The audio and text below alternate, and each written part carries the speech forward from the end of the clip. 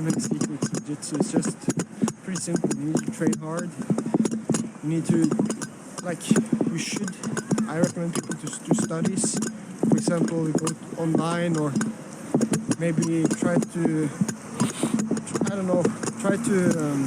figure out new stuff. Because if you just take advices from your coach and only follow that, you become like a sheep that's only like for your own game and everything. You need to search for techniques and ask questions and of course you can have help from a professor and coach, but you also need to be able to be on your own. Yeah. Okay, just to rephrase the previous question, not about On va parler de la mentalité du Jiu-Jitsuka en tant que coach ou en tant qu'élève dans cette vidéo. Et c'est sérieux, on va en parler. Oh merde, je commence pas. Ah ouais, sérieux.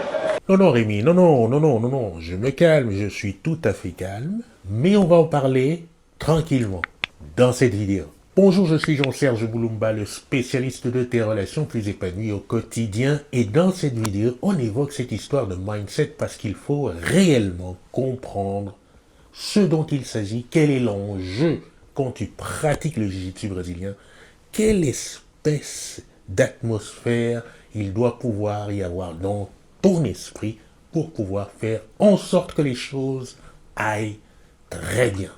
Ici, tu as Ebsen Mathiesen qui te dit très clairement, très clairement, qu'il faut travailler dur, mais aussi intelligemment, qu'il ne faut pas être simplement quelqu'un qui reçoit des coachs et qui ne se donne pas les moyens d'aller chercher les bonnes informations là où elles sont pour progresser. Il faudrait prendre tes responsabilités en tant que pratiquant du jiu-jitsu et aller chercher, aller te débrouiller à trouver les bonnes techniques, celles qui vont rentrer dans ton jeu, celles qui vont te faire avancer significativement. If you look at the highest level, you see that all the time.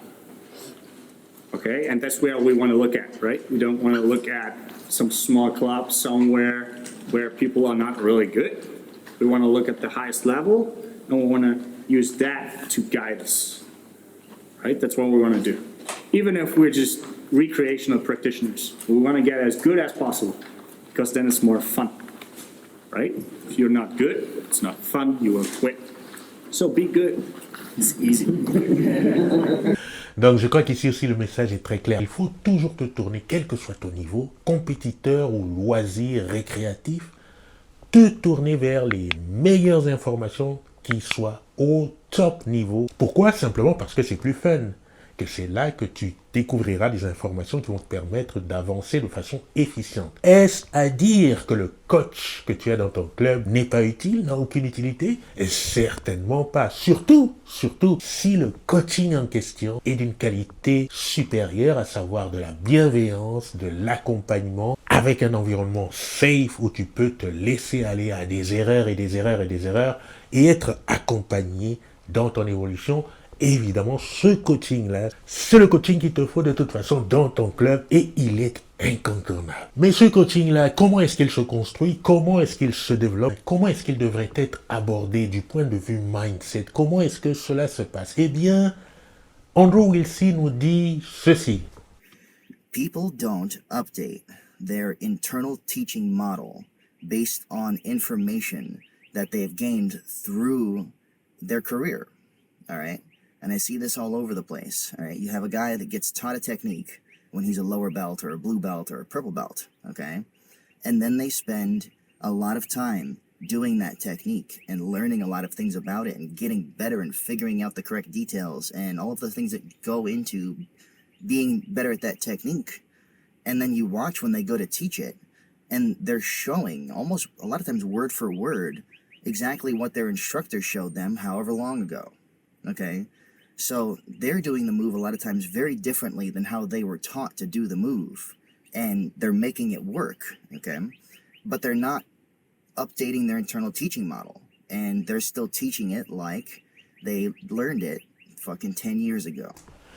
Alors il nous dit ceci, qu'il y a pas mal de professeurs qui ne font pas l'effort d'être de meilleurs professeurs d'être de plus en plus de meilleurs professeurs. Ce n'est pas le cas de tous les coachs, évidemment, c'est quelque chose à prendre avec des pincettes, c'est du moins le propos de Will Tse qui a du sens. Ils auraient tendance à enseigner la technique comme ils l'ont apprise au tout début, alors qu'entre-temps, ils ont généré beaucoup de tweaks, beaucoup de modifications qui leur sont propres.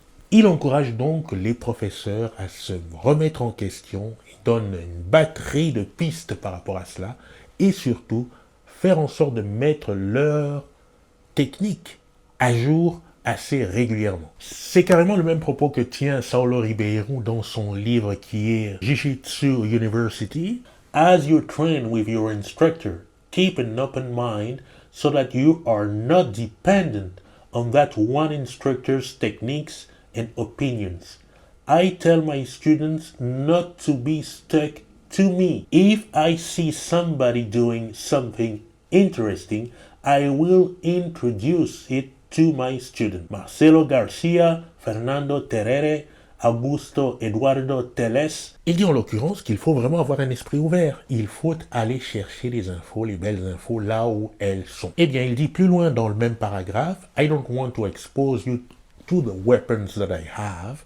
I want to expose you to all the weapons. C'est-à-dire, je ne veux pas que tu te contentes simplement de mes simples armes à moi, mais je veux que tu aies accès à toutes les armes qui soient dans le jiu-jitsu brésilien. Dans le même extrait, il dira une note pour les partenaires. Il dit « Beaucoup de gens veulent aller en compétition en espérant que c'est dans les compétitions qu'ils se développent. Et pourtant, rien de tel que les partenaires d'entraînement. Plus ils seront de qualité, mieux tu te développeras pour les dites compétitions. Donc, pour ceux qui pensent que c'est seulement en compétition qu'on se développe, je pense que c'est une erreur aussi. Il y a beaucoup à faire au niveau de la qualité des partenaires d'entraînement.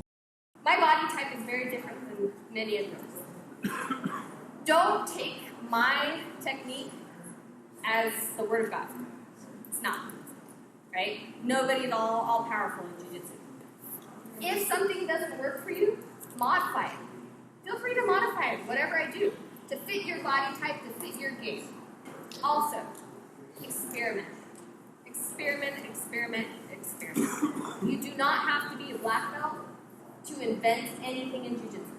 You can be a white belt and have a creative mind and invent something in jiu-jitsu. Don't think that you have to, everything you do on the mat, you have to have learned first. Do what naturally feels right?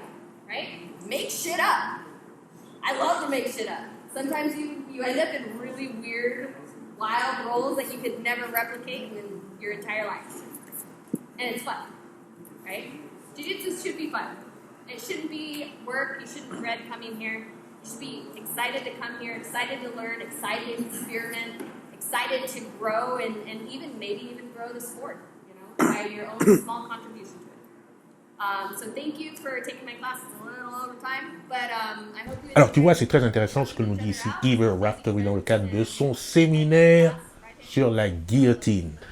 L'expérimentation, c'est tout ce qui compte et nous sommes bien lotis au Boxing Squad parce que grâce à Aldric Cassata et toute l'équipe des ceintures noires Black Belt autour de Julien Brizzi, nous pouvons explorer, expérimenter, nous pouvons mettre en place des choses. Et moi, en ce moment, je suis très curieux de toutes les méthodologies innovantes et notamment des travaux effectués par Rob Gray qui me permet de trouver la contraposée à cette idéalisation de la technique parfaite. Parce qu'on sait aujourd'hui, par exemple, que ce n'est pas la technique parfaite qui compte, mais c'est l'adaptation parfaite de la technique dans les situations qui conviennent.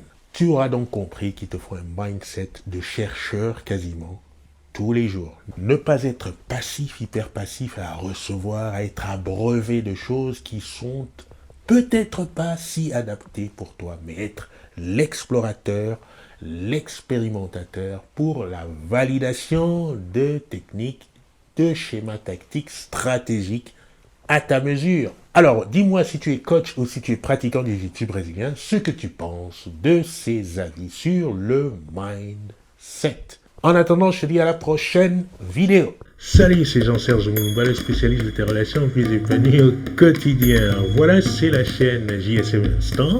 Sache que tu peux la soutenir de plusieurs façons. la façon qui te convient le mieux, bien sûr. Le moindre soutien sera très très apprécié. Tu as PayPal, tu as la boutique, tu as aussi le Tipeee. Tu peux faire un don qui te convient et ça sera le bienvenu. Et je t'en remercie d'avance. Tu peux aussi, évidemment, partager les vidéos autour de toi, partager le contenu à des personnes pour lesquelles tu penses que ça peut être très utile. Voilà, je te dis à la prochaine vidéo.